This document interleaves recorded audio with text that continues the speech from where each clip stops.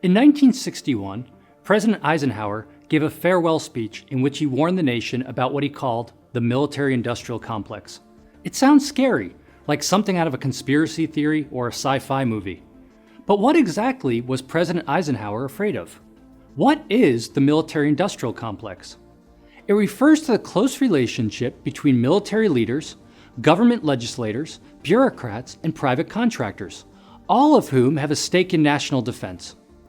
Under our current system, the US government has a monopoly on defense at the national level, meaning that they're the only provider of defense to US citizens. You can't start a private army to compete with it. But that doesn't mean private companies aren't involved.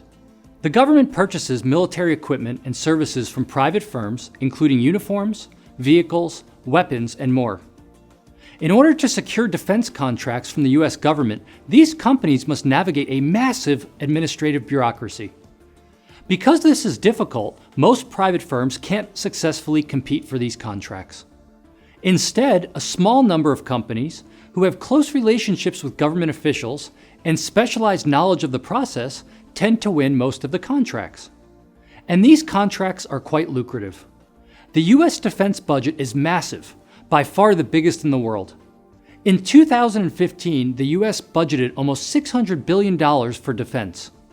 And defense contractors who provide the government with military equipment and services naturally want to secure as much of this budget as possible.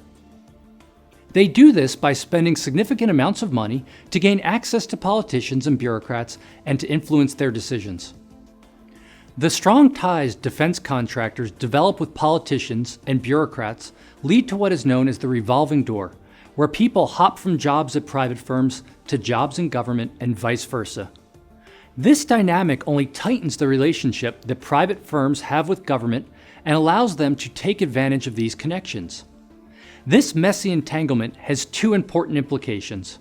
First, crucial decisions about war are not necessarily made by dispassionate politicians comparing the costs and benefits of military action. Both government and private business are active participants in the defense sector, and each attempts to influence and shape the behaviors of the other.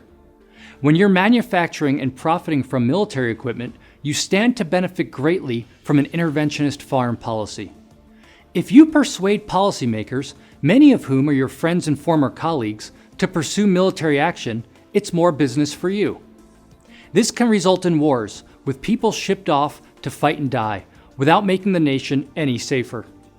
Second, the government's defense budget is fought over by the many firms looking to secure military contracts.